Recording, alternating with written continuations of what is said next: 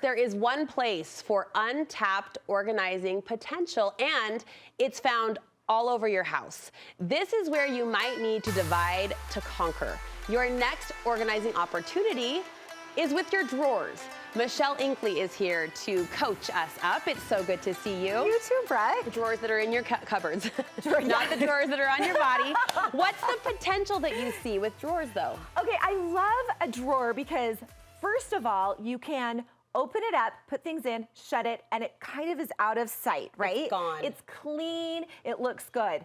The other most amazing thing that it is it utilizes every inch of maybe even a shelf, or even if it's in a cabinet, it utilizes every single space. So it's such an ideal way to use every inch of a place that needs to be organized. Sock drawers, makeup, whatever it is. I sort of think if you can jam as much as we do in there, that tells you there's hidden space. Yeah. I mean, that's not the right way to do it. Maybe not. But it can hold a lot, is the point. It can hold a lot. What should not go in a drawer, Michelle? So many things. First of all, okay, in pantries, the new thing is to put drawers in your pantries. Oh. Which is kind of a tricky thing because things like chips don't work well. Snack drawers, things get shoved in there. You can't even close the drawer. They get smashed. So food, perishable foods especially. Bread, apples, onions. Let's go to clothing. You say jackets and sweatshirts do not belong in drawers. Yeah, so if you have a bank of drawers, use it wisely. If you're putting big, bulky sweatshirts or coats, that's gonna take up the entire drawer when you can use that drawer for so many t-shirts or socks, things like that. You don't want books in drawers. And this one surprised me, containers without lids. So, no, you do want containers without lids, but you don't want containers with the lids. Oh, I'm sorry. So, yeah, so if you put a container in there with a lid, it is gonna get a sweater on top, things on top. So use containers without the lids. I see, it becomes a hole within a hole. Exactly. I read that wrong. All right, so now that we know what not to put in our drawers, let's talk through some solutions on how we might maximize this space a little bit better. Okay, so first of all, if you have a drawer, great. It's already preset for you. You've got a place to go. But if you don't have drawers, or if you don't have a lot of drawer space, there's an easy way to get them. Buy them. You can buy purchase drawers. them. Yeah, so instead of getting maybe bins for your shoes, it's so amazing to get these little drawers. My sister just did this, and it looks amazing. They stack beautifully. You can see inside them, but like you pointed out, they're all tucked away and contained. They're tucked away. Yeah. And the thing is when you're using drawers, you're using that vertical space. Right. So if you have a corner of your room that, you know, instead of shoving one bin there, it's so great. You could get a whole stack of drawers for a whole new system in that area. And aside from shoes, do you like the clear drawers? I mean, you're gonna 100%. You're gonna see, and that's you're the point. You're gonna see them because you're gonna go in there and you're like, where are those whatevers? And you're never gonna see it. Yeah. Keep them clear. Okay. So there is two ways to do it: clear or opaque. So if it's out in the open, go ahead and get the opaque. It makes it clean. If you have a toy room, if you're doing the toys, that's fine to keep it that opaque. You can do them clear, then the kids can see inside. So kind of have to adjust where you're putting them. Okay, what's next? So again, if you do have, you know, want to have drawers in your pantry, which I highly suggest. You like that? I love it. I'm kind of chewing on that, no pun intended. It's kind of an intriguing idea. Okay, but listen to how I like it. Okay, finger up. It's a weird way. The finger went in the air. I'm paying attention. So if you're gonna buy a drawer like this, I don't necessarily like that, but use your bins as a drawer. So you have a bin that is in your pantry on the top shelf. You could never get that back item. Yeah. But if you have a drawer that will pull out, and it'll slide. It'll slide. You can lift it up. You can see what's in there. That is the way to use drawers on your shelves in pantries for big bulky items. I like that. I like that. The other thing that you want to think about is when you do get drawers, like this set of drawers, hello, you can get whatever size you want. So that's amazing. Utilize underneath your bed.